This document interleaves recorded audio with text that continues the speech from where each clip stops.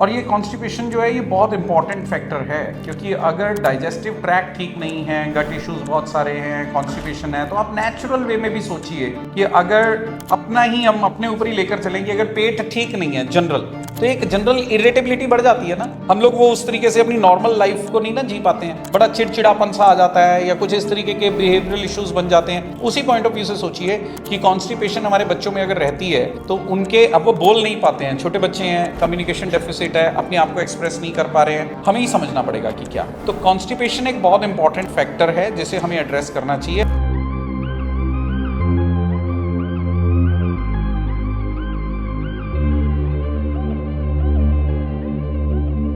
क्या दूध पीने से कॉन्स्टिपेशन हो जाता है, या मेरा बच्चा जो है ज्यादा कॉन्स्टिपेशन रहती है, तो क्या रीजन है? ये दो तरह के सवाल थे इसमें। सबसे पहले हम आपके पहले सवाल को आंसर करेंगे कि क्या दूध से कॉन्स्टिपेशन होती है। दूध से अकेले कॉन्स्टिपेशन नहीं होती, लेकिन क्या होता है जब बच्चा सिर्फ दूध पी रहा है तो बच्चे के अंदर फाइबर जा ही नहीं रहा। जो फाइबर है वही बल्क को आगे मूव करने में हेल्प करता है, तो कॉन्स्टिपेशन जो है उसके कारण इनडायरेक्टली हो जाती है। तो ये कारण होता है, हम कहते हैं कि बच्चे का दूध जो है वो कम करो। क्यों? क्योंकि दूध कम करेगा तो उसको भूख लगेगी, कुछ और खाने का मन करेगा, कुछ और खाएगा तो ही फाइबर या फ्रूट्स वगैरह कुछ उसके अंदर जाएंगे, तो जाके उसकी कॉन्स्टिपेशन जो है वो क्लियर होगी।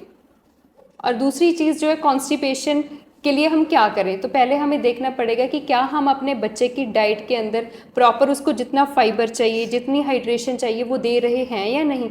अगर हम इस टाइम पे नहीं दे रहे हैं और बच्चे का कॉन्स्टिपेशन चलता जा रहा है तो वो जो है वो सीवियर हो सकता है। बच्चे को लैक्सेटिव्स देने की भी ज़रूरत पड़ सकती है। क्यों? क्योंकि बच्चों की टेंडेंसी होती है, वो क्या करते हैं, जब प्रेशर उनको बिल्डअप होता है तो क्या करते हैं, उसको रोकने की कोशिश करते हैं, क्योंकि उनके लिए वो एंग्जाइटी प्रोन हो जाता है हार्ड स्टूल को पास करना, जिसके कारण जो है वो फर्दर एक तरीके से एक विशियस सर्कल बन जाता है बल्कि उससे। यस। और ये कॉन्स्टिपेशन जो है ये बहुत इंपॉर्टेंट फैक्टर है, क्योंकि अगर डाइजेस्टिव ट्रैक ठीक नहीं है, गट इश्यूज बहुत सारे हैं, कॉन्स्टिपेशन है, तो आप नेचुरल वे में भी सोचिए कि अगर अपना ही हम अपने ऊपर ही लेकर चलेंगे, अगर पेट ठीक नहीं है जनरल, तो एक जनरल इरिटेबिलिटी बढ़ जाती है ना। हम लोग वो उस तरीके से अपनी नॉर्मल लाइफ को नहीं ना जी पाते हैं, बड़ा चिड़चिड़ापन सा आ जाता है या कुछ इस तरीके के बिहेवियरल इश्यूज बन जाते हैं। उसी पॉइंट ऑफ व्यू से सोचिए कि कॉन्स्टिपेशन हमारे बच्चों में अगर रहती है तो उनके, अब वो बोल नहीं पाते हैं, छोटे बच्चे हैं, कम्युनिकेशन डेफिसिट है, अपने आप को एक्सप्रेस नहीं कर पा रहे हैं, हमें ही समझना पड़ेगा कि क्या है।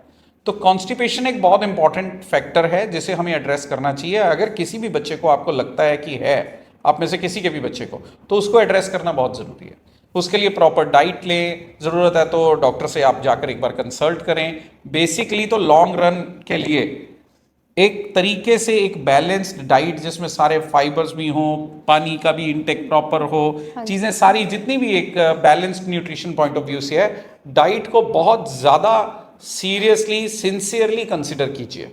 ये भी एक थेरेपी का एक बहुत अहम हिस्सा है।